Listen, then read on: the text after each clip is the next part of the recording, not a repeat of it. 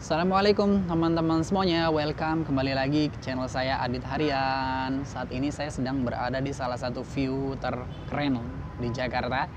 Ini di Masjid Jakarta Islamic Center. Mungkin teman-teman ada yang pernah kesini ya.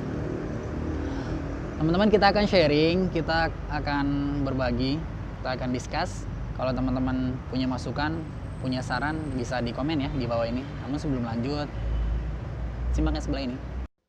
Untuk menghargai dan mengapresiasi konten video ini, jangan lupa untuk like and subscribe. Aku hitung sampai 3 ya. 1, 2, 3. Oke? Sudah? Tonton sampai selesai ya. Lanjut. Teman-teman sudah dapat kabar hebohnya negara yang di sebelah sana? Di mana? Di negara Amerika saat ini sedang mengalami under pressure yang sangat hebat menghadapi permasalahan, bukan hanya permasalahan kesehatan yang ada ya saat ini, COVID-19 penyebarannya sangat masif, tapi di lain sisi Amerika saat ini sedang mengalami masalah sosial dan keadilan. Dasarnya karena bentuk daripada tindakan rasisme yang terjadi di negara sana. Bahkan ini adalah salah satu bentuk daripada problem yang turun-temurun. Kenapa ya bisa begitu ya? Apakah kulit hitam itu lebih rendah dari kulit putih? Matanya 2 sama, mulutnya 1 sama, tangannya 2, kakinya 2, telinganya 2, sama kok. Bedanya apa? Bukan perbedaannya, tapi hatinya sulit menerima, hatinya dengki, hatinya iri, hatinya ingin merasa bahwa dirinya lah yang paling sempurna, merasa bahwa dirinya lah orang yang derajatnya lebih tinggi dari orang lain. Kasta, ras, itu kan sesuatu yang ya ampun, kenapa harus dibedain? Bukannya kita harus saling bertoleransi dalam perbedaan, kenapa harus ada ribut? Ya, berarti penyakit hati ini harus benar-benar diperhatikan banget ya teman-teman. Tapi kenapa ya di negara-negara mayoritas muslim, Indonesia, terus Timur Tengah, Turki, itu nggak ada problem rasisme? Kok nggak ada? Nggak ada tuh tindakan kriminal karena rasis. Kalau bully pasti ada ya, atau mungkin ada. Ini sebabnya ya teman-teman, karena pemikiran Islam itu berbeda dengan pemikiran yang diadopsi atau yang dimiliki oleh Barat. Perbedaan pemikiran, perbedaan hati, perbedaan pengelolaan jiwa. Kenapa? Karena dari hal itulah semua permasalahan terjadi. Kenapa di Islam atau di negara-negara mayoritas muslim tidak terjadi seperti itu? Karena dalam Islam sudah diajarkan pastinya. Kalau nggak diajarin, berarti Islam ini nggak rahmatan lil alamin. Dan ya pasti diajarin lah, karena di semua lini kehidupan itu Islam mengajarkan, mulai dari bangun tidur sampai kita mau tidur lagi, itu semuanya diatur sama Islam. Saking sedemikian rupa pengaturan negara, tata pemerintahan, pengelolaan politik, kalau tentang keluarga, tentang berteman, tentang bergaul maksudnya ya. Itu kan diatur semua dalam Islam. Termasuk diantaranya bagaimana toleransi. Kalau misalkan ada orang mengatakan jangan ajarkan toleransi kepada Islam, kalau Islam itu adalah agama atau paham yang memang benar-benar menguatkan rasa toleransi. Iya. Kalau misalkan ada salah satu tempat mayoritas muslim, terus ada minoritas orang non muslim, pasti dia aman-aman aja deh, selamat. Kenapa? Karena memang rahmatan lil alaminnya itu tidak dirasa sama mereka. Terbalik, misalkan kalau ada orang muslim bertempat tinggal di tempat mayoritas orang non muslim, itu pasti, bukan pasti ya, mungkin ada hal-hal yang kurang baik lah yang dirasa. Karena apa? Karena tidak ada konsep rahmatan lil alamin di dalamnya. Islam mengajarkan toleransi, bentuk daripada perbedaan itu kita harus menerimanya. Karena itu udah sunatullah, udah diatur sama Allah Subhanahu wa taala 5.000 tahun sebelum dunia ini, alam ini diciptakan, gitu loh. Jadi naskah kehidupan kita tuh udah ada. Siapa yang sutradaranya? Allah Subhanahu wa taala. Makanya kalau misalkan berkata apa dasarnya Islam bisa atau mengajarkan toleransi, nggak membeda-bedakan rasisme, harta tahta dan lain sebagainya. Nih dengerin. A'udzu billahi minasy syaithanir rajim. Bismillahirrahmanirrahim. Ya ayyuhan nasu inna خلقناكم من ذكر وأنثى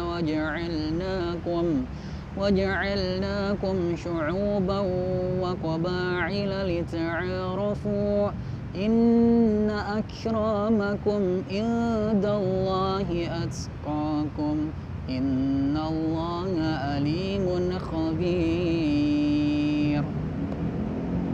Sadaqallahu a'lam.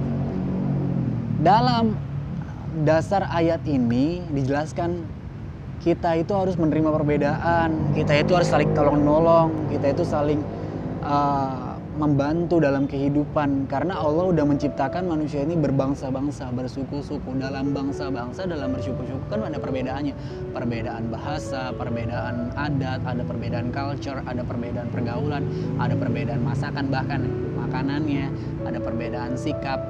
Itu pasti ada, berbangsa-bangsa dan bersuku-suku Allah ciptakan. Kenapa? Karena untuk lita'arofu, untuk saling mengenal, untuk saling berdekat, untuk saling bergaul, untuk saling bisa menciptakan sebuah ruang lingkup yang baik gitu loh. Karena kalau misalkan Allah nggak menciptakan itu untuk lita'arofu, untuk saling mengenal, untuk saling dekat, untuk saling bisa bercengkrama bersama dalam saling tolong menolong, pasti tidak ada konsep rahmatan lil alamin dalam. Tapi karena ayat ini keren banget gitu loh, bagaimana memberikan arti bahwa setiap perbedaan itu pasti ada, karena Allah sudah menciptakan semua itu berbeda-beda, namun untuk saling berdekatan. Adakah di dalam pengajaran dalam dasar negara Eropa seperti ini? Mungkin ada, tapi adanya tidak mendalam seperti Islam seperti ini. Lita'arofu, untuk saling mengenal. Luar biasa ya, mengenal, mulai dari kenal, akhirnya sayang, dekat, akhirnya ketika dekat bisa saling asah, saling asuh. Bagaimana ketika Islam memperhatikan sekali detail kehidupan. Ketika tetangganya ada yang lapar nih, kita dalam keadaan kenyang, ibadah kita tidak diterima. Coba segitunya Islam ngajarin. Jadi kita itu harus benar-benar memperhatikan sekitar kita, keliling kita. Jangan jadi orang yang individualis. Dalam Islam nggak boleh kayak begitu. Dan bukan hanya itu aja, ada nggak sih konsep realnya? Konsep realnya itu ada di mana? Kalau teman-teman pernah haji atau umroh, ya perhatiin deh, ketika haji, ketika umroh, itu kan kita ketika tawaf, muterin Ka'bah, banyak orang ya dari berbagai negeri, dari berbagai pelosok, tempatnya masing-masing, banyak perbedaan, tapi ada nggak ribut-ribut? Misalkan, awas ini buat kulit putih aja, ini buat kulit putih, warna kulit putih lebih diutamakan. Atau yang kaya gitu, yang kaya di sini tempatnya, yang miskin tempatnya di sini. Kan enggak, sama kan bareng, mau kaya, mau miskin, mau hitam, mau putih, mau coklat, nggak ada abu-abu. Mau apapun warnanya, kulitnya maksudnya, mau setinggi apapun derajatnya, mau itu presiden kayak mau menteri, kalau lagi tawaf ya sama di hadapan Allah. Begitu juga dengan sholat kan. Ketika sholat, lihat yang imam depan, makmum di belakang. Kan makmum juga banyak kan dari berbagai ragam. Ketika kita sholat, udah dilepas tuh jaket.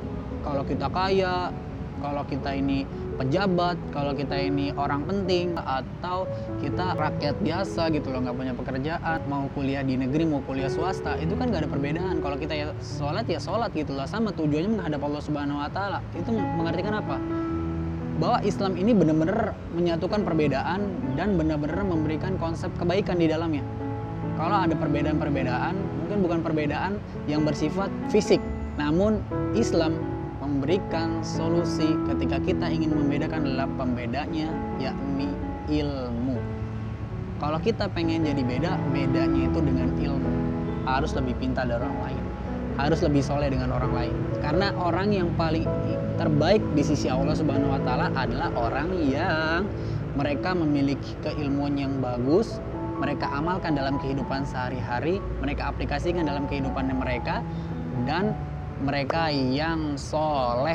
Solehnya bukan hanya soleh ritual, yang pandai dalam ngajinya, yang rajin sholatnya, tapi mereka juga yang pandai dalam bersosial atau bermasyarakat. Begitunya kan, keren ya Islam itu. Menyatukan perbedaan, memberikan makna dalam perbedaan, bahwa perbedaan secara fisik itu bukanlah sesuatu yang krusial, namun perbedaan secara kesolehan. Siapa yang paling dekat sama Allah, siapa yang paling banyak hafalan Qurannya, siapa yang paling keren prestasi ibadahnya, itu yang menjadi perbedaan di sisi Allah Subhanahu wa taala. Oke? Itu aja teman-teman. Jangan lupa untuk like and subscribe, oke? Adit Harian, Masjid JIC. Assalamualaikum warahmatullahi wabarakatuh.